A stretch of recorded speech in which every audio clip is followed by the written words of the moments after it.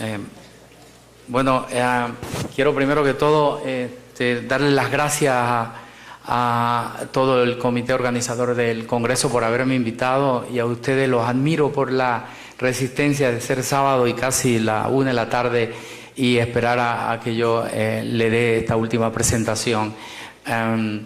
En primer lugar, cuando uno elige hablar de tomografía coronaria, uno dice, bueno, ¿cuál será el papel en el dolor torácico? Y por primera vez vemos en la revista Time Magazine el 2005, donde dice cómo parar un paro cardíaco antes de que suceda, y quizás mencionaban ellos en el artículo que $600 que costaría la tomografía coronaria podía salvarle la vida con un paciente teniendo dolor torácico. Y el año pasado en Rotterdam, en Holanda, en el Congreso Internacional de Imagenología Cardíaca, presentan el estudio de 54 momias de 54-44 tenían enfermedad de arteria coronaria, pero la princesa Amos Marie Amon le encontraron 2 arterias coronarias casi a los 40 años, y esto sucedió 3.500 años antes de Cristo.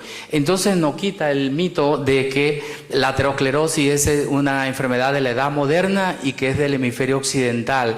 Entonces surgen algunas hipótesis. Bueno, si la princesa y las otras compañeras ¿qué comían? Y se sabía que vivían cerca del Nilo y decían, bueno, trigo, cebada, y cómo es posible que ya a los 40 años ella tenía las 2 coronarias obstruidas. Y surge la hipótesis que parece ser que en el nivel de la sociedad en que ella se encontraba también se alimentaba de carnes y alimentos obviamente con grasa, no solamente cereal, trigo o cebada.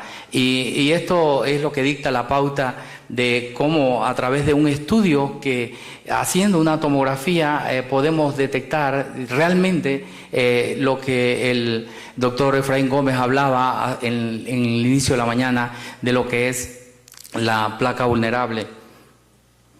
Y aquí ustedes lo ven en cómo progresa la enfermedad, y ustedes ven por qué razón esto evoluciona de un vaso normal, y ven aquí que el ultrasonido intracoronario puede detectar la enfermedad mínima, y la tomografía coronaria con el score de calcio también lo puede hacer. Estos son los 2 estudios que lo pueden hacer. Sin embargo, cuando nos movemos hacia la perfusión nuclear, ustedes vemos que ya vamos a enfermedad moderada, y ni hablar de la enfermedad severa para lo que es la coronografía. ¿Y qué importancia tiene esto? Bueno, aquí precisamente lo que se habla de el periodo vulnerable para detectar enfermedad mínima o enfermedad moderada. Y es por eso que los pacientes, cuando llegan al consultorio y llegan con un electro normal y nos dicen, doctor, ¿usted me garantiza que yo no voy a tener un infarto en los próximos años? O porque el electro mío es normal. Y aquí está la explicación para cuando se las hacen. El electro detecta cuando la placa tiene un 70%, y ustedes ven cuando la placa, que nos hablaron en la mañana, tiene un 20%, ultrasonido intracoronaria. Y si ustedes recuerdan, una de las conclusiones del Circulation 2012, que fue la bibliografía que se usó, las placas que se infartan están entre 25 a 50%. Y si eso es así, entonces habría que tener un ultrasonido intracoronario. El eco, lo toma entre 60 a 70%. Y aquí podemos ver nosotros que en pacientes de alta probabilidad, por ejemplo, cuando tienen 60, 69 años de edad y tienen angina típica, la probabilidad de que yo haga el hallazgo diagnóstico es el 94% para pacientes que tienen angina típica. Sin embargo, cuando no es una angina o que es una angina atípica, sin embargo, esa posibilidad baja, según este estudio. Igual sucede en esta presentación, en este slide, la posibilidad para angina típica entre 60 y 69 años de edad es de 90 a 90%, y cuando es hombre o mujer y tiene 30 a 39 años, esa posibilidad desciende. Y esto es lo que hacemos en la tomografía coronaria. Esto es bien importante saberlo. Si usualmente yo voy a hacerle un estudio de tomografía a un paciente con dolor en el pecho y yo tengo que estar aquí en esta fase entre 65, 70, 75 y 80, en estas 4 fases. Pero si yo estoy interesado en ver la coronaria derecha, tengo que ponerme en esta fase que es 35 a 40. Y todos me preguntarán, ¿qué importancia tiene el diagrama esquemático que muestra las fases? ¿Por qué no es más sencillo coger de 20 a 90 y yo cubro todo? Bueno, este es uno de los pasos más importantes para reducir la máxima radioactividad al paciente que yo le voy a dar. Cuando yo escojo solamente las fases a este nivel, 65, 70, 75, 80, yo nada más le doy 5 milisieverts de radiación al paciente. Y si ustedes recuerdan, el estudio de Thallium 201 da alrededor de 15 milisieverts. O sea que yo estoy obteniendo menos radioactividad a medida que yo regulo las fases para hacer el estudio. Eso es muy importante. Acá ustedes ven esta placa importante que hay.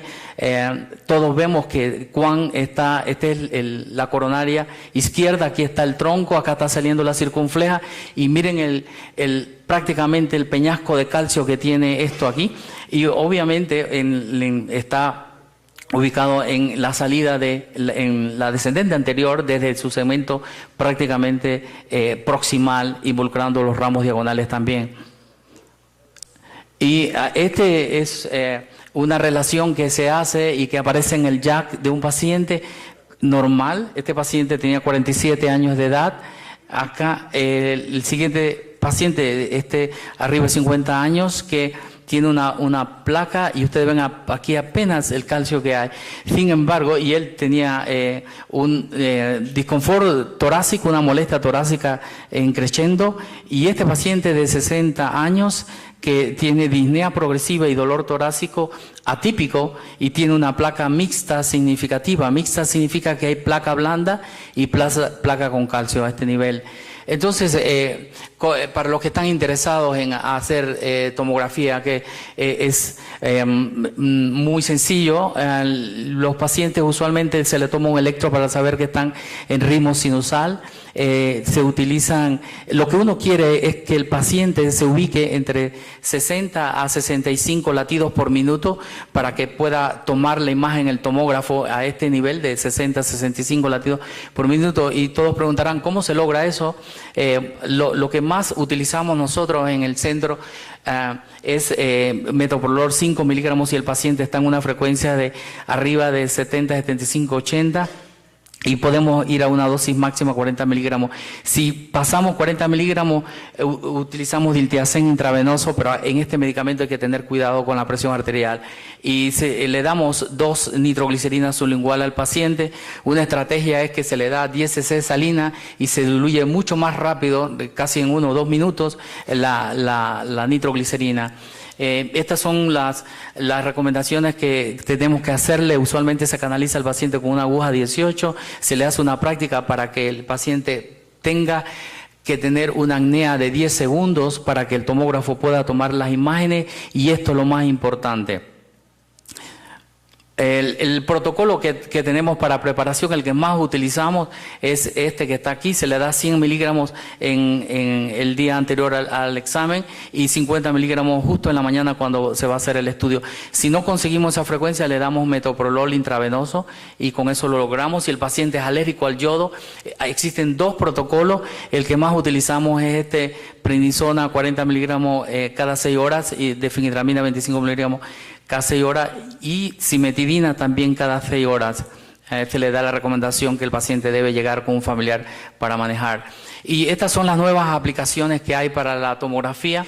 Ustedes ven para diagnóstico en pacientes estables con enfermedad coronaria, evaluación pronóstica en pacientes que se sospecha enfermedad del corazón, lo que estamos hablando, dolor torácico, Se utiliza en evaluación preparatoria para cirugía no cardíaca, en pacientes trasplantados cardíacos también. Se sabe que los pacientes que se trasplantan desarrollan lo que se llama una aterosclerosis rápidamente progresiva, puede tener una indicación. Y esta es bien importante para pacientes que tienen cirugía bypass, nos permite reconstruir de una manera tridimensional los puentes y logramos también estimar la función ventricular izquierda. Para lo que hacemos intervencionismo y queremos ver restenosis intra-stent, el stent tiene que medir más de 3 milímetros. Si el stent mide menos de 3, la tomografía no nos sirve, no nos ayuda. Tiene que medir el stent más de 3. Y estas son luego de 13 estudios que se han hecho para determinar la sensibilidad. Miren ustedes, para el tronco de la coronaria izquierda la sensibilidad es 100%, la especificidad 99%, y en la descendente anterior 93% con una especificidad de 95%, la circunfleja 88% con 95%, y la derecha es un poco más difícil verla, pero tiene una especificidad del 96%, o sea que para los vasos primarios logramos reconstruir las imágenes tridimensionales. Estos son los diferentes estudios que han demostrado la utilidad, el COR64 de la tomografía coronaria, el PROMIS, y esto es el término que utilizamos para cuando existen placas de baja densidad, que son placas calcificadas o suaves, y cuando son placas de densidad alta, que son placas duras. Esto por diferentes estudios que se han hecho. Cuando se compara con el cateterismo, el valor predictivo negativo para detectar obstrucción de más del 50% en enfermedad coronaria es de 90 a 100% diferentes estudios en Europa.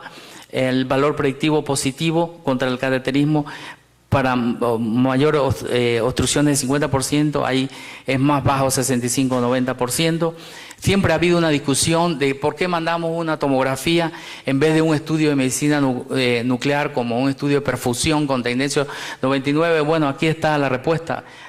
Ambos estudios son complementarios y no deberían considerarse que uno inhabilita el otro o compiten. ¿Por qué? Porque el estudio de perfusión nos ve función y el estudio de la tomografía nos ve anatomía, nos permite caracterizar el lumen y la caracterización de la placa. O sea que ambos estudios se pueden complementar.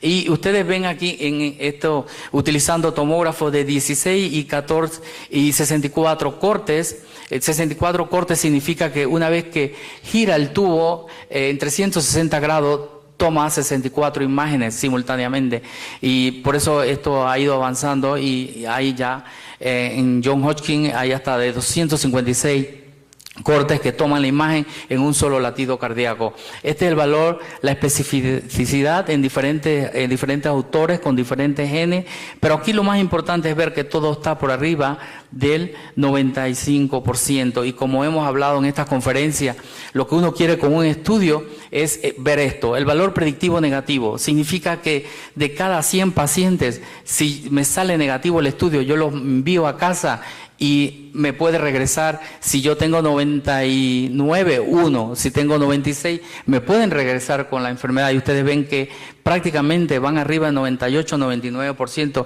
el valor predictivo negativo. Eso es la importancia de saber esto siempre en un estudio. ¿Cuál es mi valor predictivo negativo? Y ahora hay un tema, siempre dicen, bueno, pero ¿qué cantidad de medio contraste se va a utilizar? Porque es un problema el medio contraste. Yo les puedo decir que, y es probable que ustedes tengan en mente esta pregunta, bueno, si el paciente está en cuarta urgencia y tiene un dolor torácico, y está bien, tú puedes descartar enfermedad coronaria, pero ¿qué pasa con el embolismo pulmonar? ¿Y qué pasa con la disección aórtica? Eso se puede hacer, eso es lo que llaman el triple rule out, el triple descarte de esas 3 patologías que amenazan la vida. Y pueden creer ustedes que esas 3 patologías se descartan con la tomografía, con solo 105 mililitros de contraste. Van a ver la aorta, van a ver el tronco de la pulmonar y van a ver las coronarias. Y aquí dice que es un predictor independiente de nefropatía inducida por medio contraste cuando vamos arriba de 150 mililitros. Y cuando queremos hacer eso, nada más tenemos que decirle al técnico que prepare el protocolo para descartar esas 3 patologías, que es totalmente diferente, es un protocolo de 4 cámaras, y el técnico tiene que saber que va a usar 105 mililitros. Esa información es importante desde el cuarto de urgencia, decirle que queremos descartar, ver aorta, ver el tronco de la pulmonar y ver las coronarias, porque tiene que aumentar la dosis del medio contraste. O sea, en un estudio de tomografía normal se usan 80 mililitros de medio contraste, aquí se sube a 25, total 105. Y esto es lo que yo le mencionaba, cuando se modula, se utiliza el tomógrafo 64 corte y se hace modulación, la diferencia que hay sin modulación de la corriente, 15 milisievert, y cuando se modula 9 milisievert. Eso es lo que yo voy a ver, el rango de rotación del tubo, y le pongo a la máquina un rango mínimo y un rango máximo, y el tomógrafo lo que hace es rápidamente controla el menor nivel de radioactividad para el paciente, y es por eso que hay esa diferencia comparado con otros estudios. Y aquí estos son los nuevos potenciales que se pueden usar mediante la tomografía. Como ven, caracterización de la placa, se puede ya estar evaluando viabilidad, perfusión, que es algo bien importante. De igual forma, es importante en la tomografía ver la placa, el análisis de la placa, el lumen, y esto que es importante, detección preclínica temprana de la enfermedad coronaria. Y en cuanto a la caracterización, nosotros lo que hacemos es que se utilizan las unidades Hounsfield. Si tiene 60 unidades Hounsfield sobre la placa, obviamente es una placa rica en lípidos, y si tiene más de 120, cuantificamos que estamos ante un componente de placa fibrótica. Y en este estudio, el estudio MESA, vemos que el score de calcio es un predictor subsecuente para enfermedad cardiovascular comparado con el engrosamiento de la íntima media de la carótida, que es el predictor que utilizan para todos los estudios buscando disminución de placa en la enfermedad aterosclerótica. Y aquí el estudio, obviamente que cuando se compara las aplicaciones con el SPECT y el score de calcio, que yo le he mencionado que no, ellos no, obviamente no compiten. Y el doctor Aganson en el score de calcio, cuando un paciente tiene más de 400 el score de calcio, se aumenta la frecuencia de enfermedad coronaria, y esto demostrado también por estudios de medicina nuclear. En cuanto a esto, si yo tengo un score de calcio en 0, la presencia de aterosclerosis es altamente improbable. Esto es uno de los aspectos más importantes y quizás para llevarse a casa. Igual forma, cuando el score es mucho más alto de calcio, cuando hablamos de 300, 400, ahí la posibilidad de la enfermedad coronaria es mayor, y lo van a ver ahora. Esto es lo que le hablaba de hacer el triple descarte, y esto es un estudio, el ROMICAT, donde se estudiaron casi 32.000 pacientes en el departamento de urgencia con tomografía, y lo que se lograba ver de ese grupo de pacientes, prácticamente 5%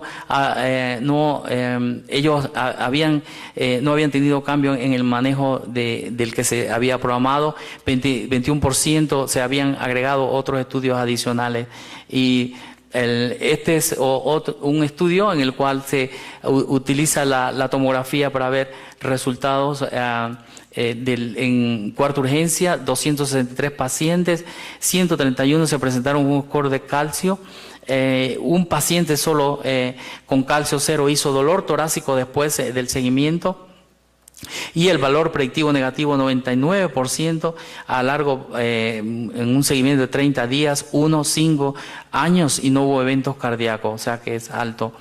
Este es un caso que les traigo de un paciente de 76 años de edad, que el paciente, miren ustedes acá, presenta molestia torácica luego de haber tenido un accidente automovilístico. Él decía que el dolor en el pecho era porque el cinturón que llevaba en el pecho le había ocasionado, y había estado un mes con esta molestia torácica. El electro normal, la prueba de esfuerzo normal, él estaba con una fracción de eyección normal y está en una clase funcional clase 1. El score de calcio, como vieron, casi 1200. Este es el electrocardiograma de él. Si acaso trastorno de repolarización aquí en la pared inferior. Y este es la tomografía que le hicimos, ustedes ven esto como está lleno de calcio. Y si es bien cierto, nos permite encontrar enfermedad coronaria. Ahora hay una aplicación que los japoneses han estado haciendo, que es para pacientes que tienen lesiones crónicas, les mandan la tomografía. Esto nos permite a nosotros, los intervencionistas, planear la estrategia antes de entrar al intervencionismo. No solamente el haber encontrado que este paciente tenía. Aquí es otra imagen en la descendente anterior, el componente de calcio que había. Aquí en la circunfleja también teníamos calcio. Y esta es otra imagen de esa. Y en la derecha ustedes ven la densidad que tiene aquí, que es altísimo. O sea, estábamos con un paciente de arriba de 75 años de edad, electro normal, prueba de esfuerzo normal, el eco normal, y estamos teniendo el paciente con enfermedad trivascular severa. Y le hicimos el cateterismo, lo llevamos a la sala hemodinámica, y esto es lo que vemos. Ustedes ven, aquí está la lesión importante que hay aquí. Ustedes ven que la placa inicia desde acá. Y una observación que quiero que hagan aquí, que es lo que nosotros llamamos en la geografía el IBUS del pobre. Y siempre cuando estaba en entrenamiento en España me decían, Temi, ¿y eso cómo es el IBUS del pobre? Que hay muchos hospitales en el mundo, no solamente en América Latina, que no tienen IBUS. Pero si ustedes ven, cuando pasa el medio contraste, aquí se dibuja la arteria como si fuera en una arteria llena de calcio. Y en esta imagen aquí lo pueden ver, igual cómo se dibuja, cómo está toda la arteria llena de calcio. Este es lo que este paciente tenía, una placa mixta aquí. ¿Y qué sucedía con las otras arterias?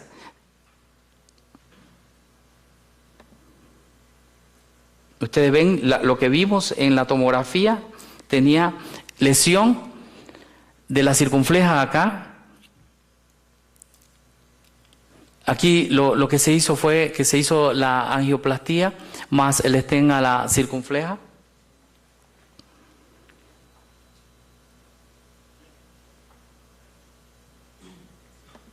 Este es el de la lesión que había en la coronaria derecha,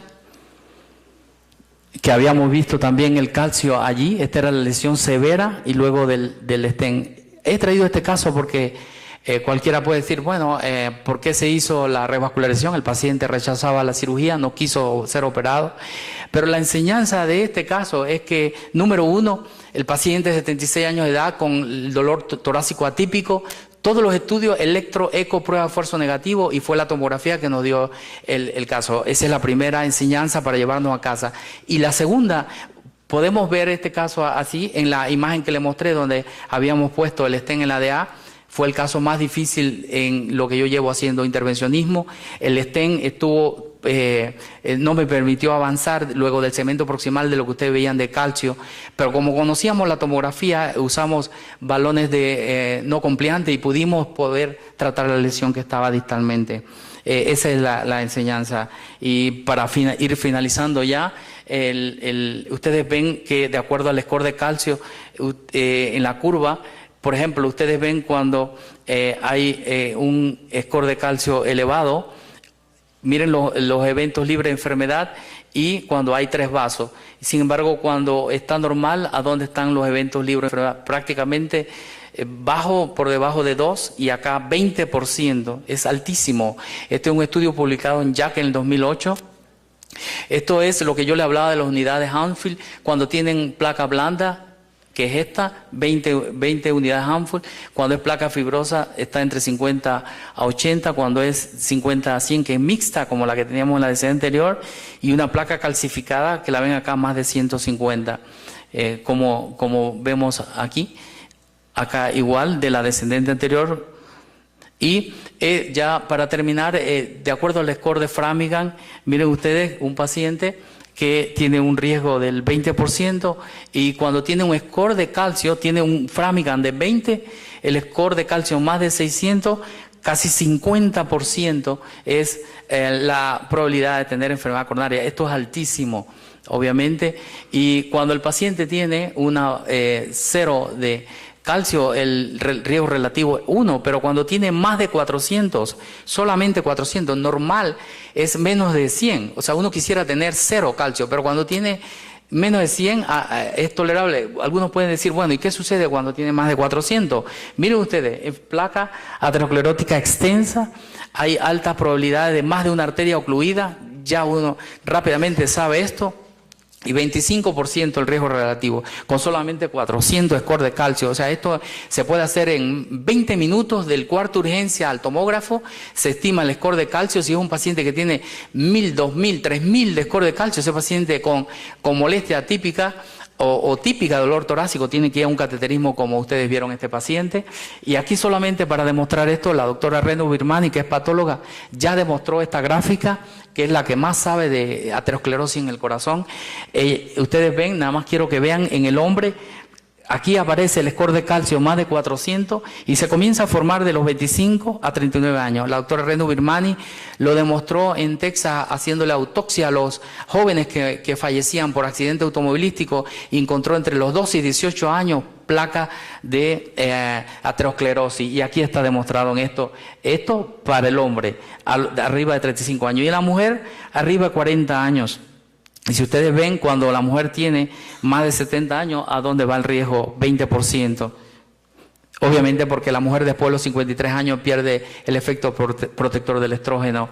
Y esto es una gráfica donde evalúan pacientes, miren la N de los pacientes que llegan al cuarto de urgencia, los que se manejan con la tomografía solo permanecen en el cuarto de urgencia 8.6 horas. Y los que se hace el abordaje convencional, casi prácticamente un día y medio. Y este fue un paciente que el doctor Fonseca conoce. Es un paciente que tenía una estenosis aórtica alrededor de 58 años de edad. Él rechazó cirugía. Él se buscó en el internet que él quería tener la opción de un reemplazo valvular aórtico percutáneo.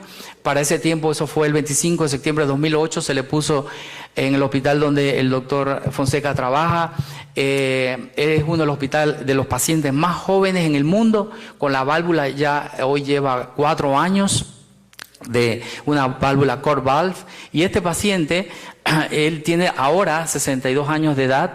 Él se le había hecho antes del implante de la válvula en angiografía de Occidente, una angioplastía de la circunfleja, y él presenta en febrero dolor torácico de recién inicio. Entonces, ¿qué hacemos con el paciente? Tiene marcapaso permanente, dicen que la tomografía no funciona mucho cuando el paciente tiene marcapaso o cuando tiene el reemplazo valvular aórtico, y lo llevamos a la tomografía y vemos el stent que tiene en la circunfleja, el cual, visto en un corte axial, nos dimos cuenta que no tiene restenosis.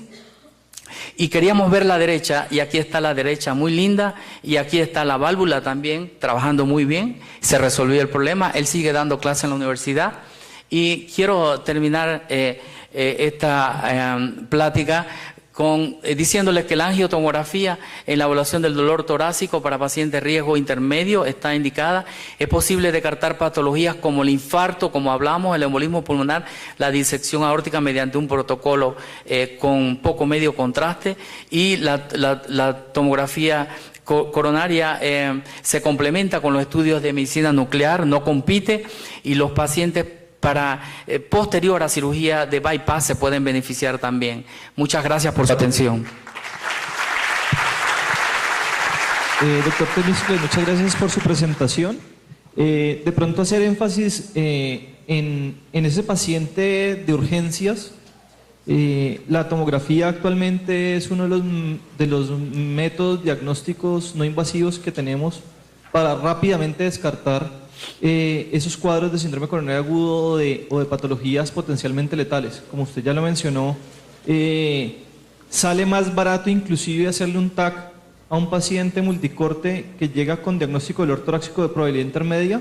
Si uno se pone a ver todas las troponinas que tiene que hacer, los electros, las antiagregantes plaquetarios que tiene que colocar, las heparinas, las enoxaparinas, todas estas cosas, todos esos medicamentos, las 48 horas que tiene que dejar en observación. Ya hay estudios que prueban que si un paciente llega con dolor torácico y uno está sospechando esta patología, simplemente hace un TAC multicorte Si el TAC es normal, lo saca para la casa y se ahorra una buena cantidad de plata, y pues probablemente este va a ser uno de los métodos que va a reemplazar todo este algoritmo que tenemos hasta el momento. Como usted decía, el otro paciente ideal para TAC multicorte coronario es el paciente complejo que ya tiene enfermedad coronaria conocida, que uno quiere tratar de mirar a ver qué es lo que más le está pasando, y para planear una angioplastia complicada como una oclusión total o una angioplastia de puentes o todas estas cosas.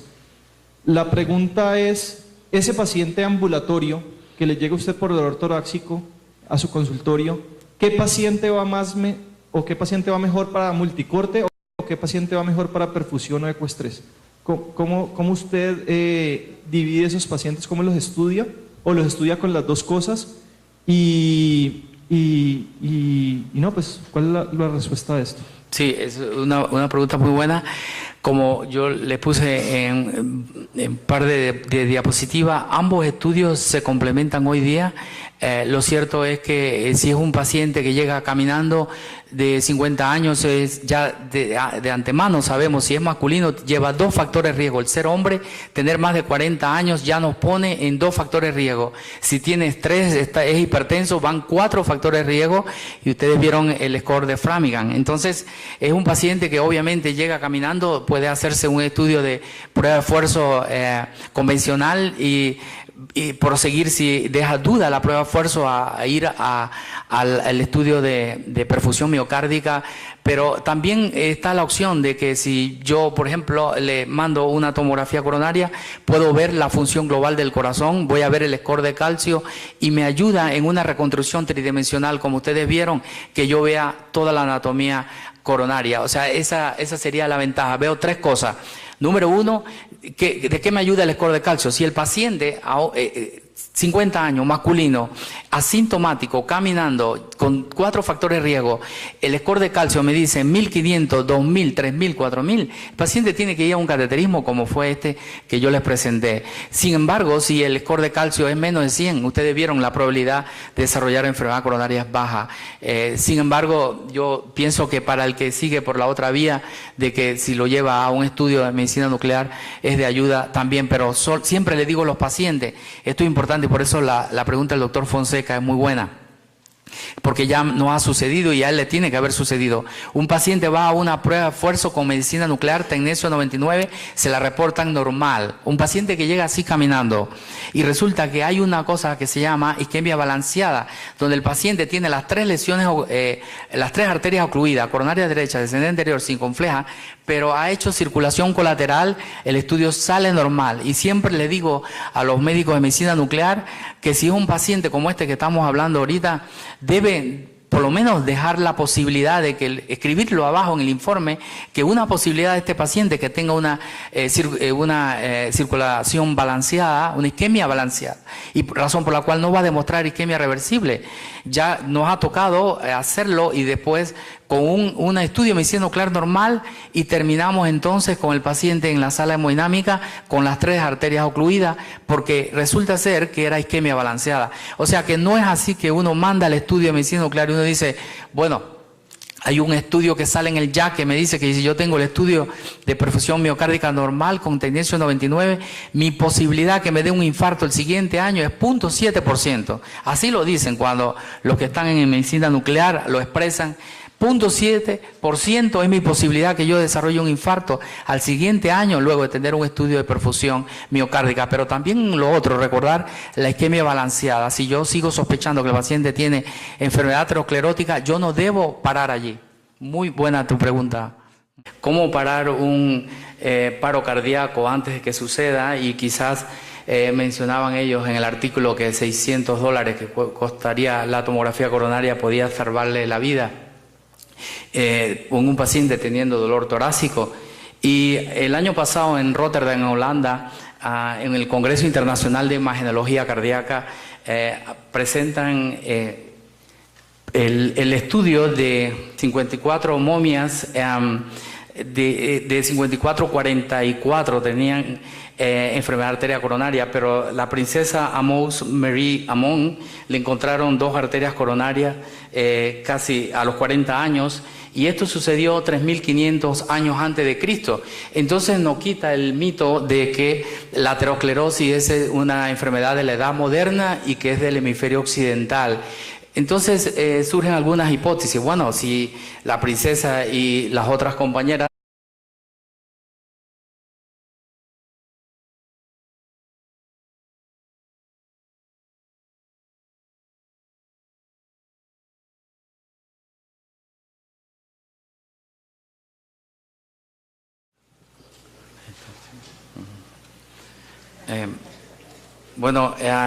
quiero primero que todo darle las gracias a todo el comité organizador del Congreso por haberme invitado, y a ustedes los admiro por la resistencia de ser sábado y casi la 1 de la tarde y esperar a que yo le dé esta última presentación.